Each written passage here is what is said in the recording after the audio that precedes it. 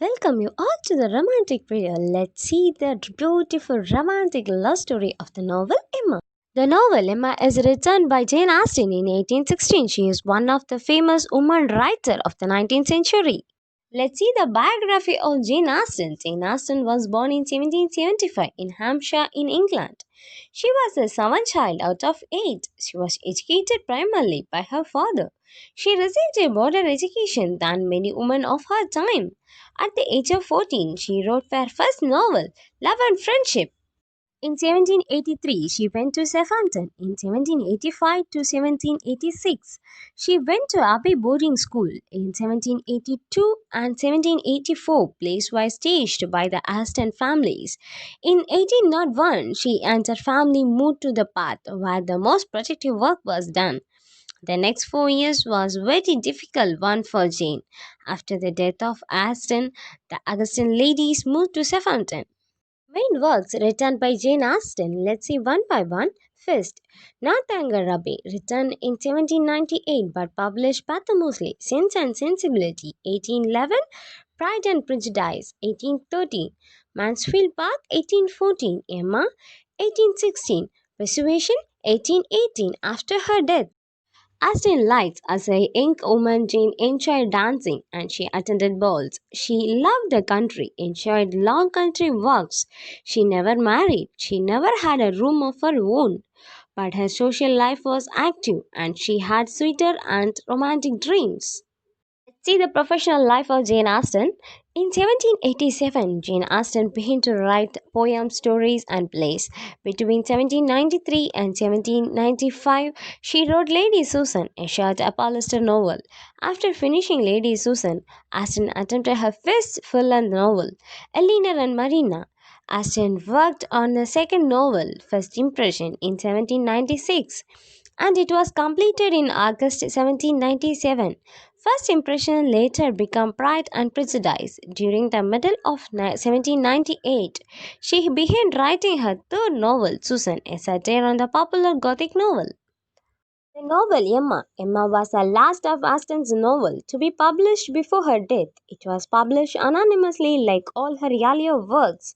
Shortly before the publication of Emma, Austen was invited to meet with a Prince Regent librarian who encouraged her to dedicate her next novel to the Prince Regent, a great admirer of her work. Although Austen was not particularly fond of her prince, she chose to follow the librarian's suggestion and later secured her meeting with him in plan of a novel.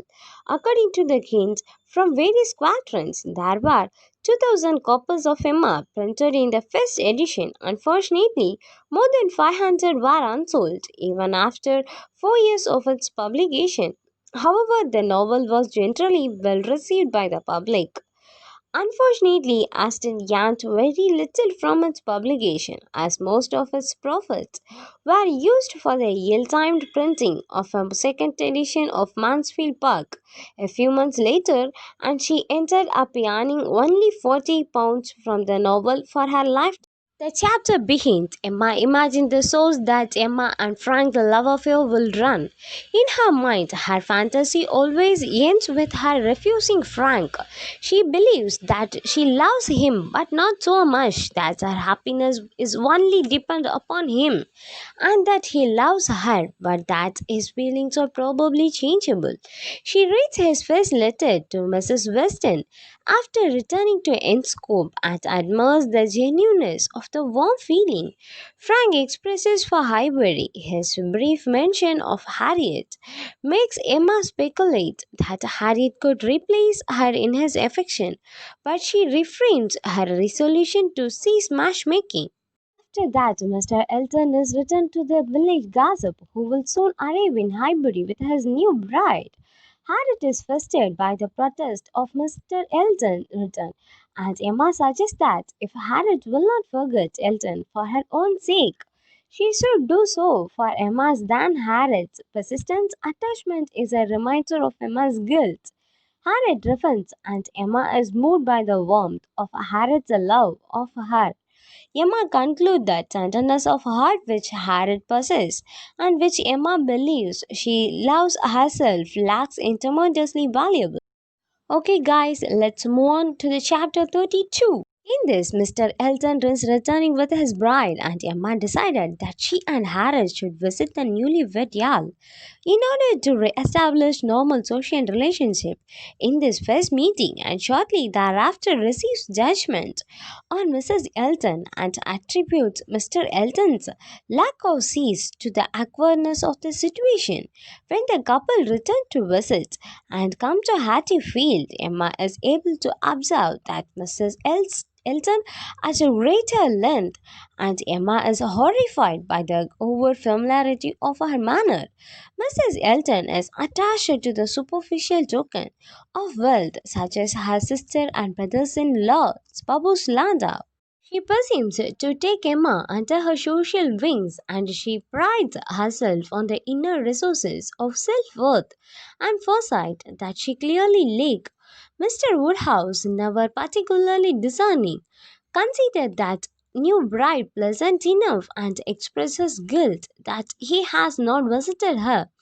He cannot understand why Emma consternation when he suggests that bride, you know, my dear, is always the first in company, and that a bride received the almost in politeness and good manner. Emma continues to dislike Mrs. Elton, who nothing Emma receives being to return the sentiment. Emma assumes that Mr. Elton has told his wife something of the unfortunate episode with her and Harriet.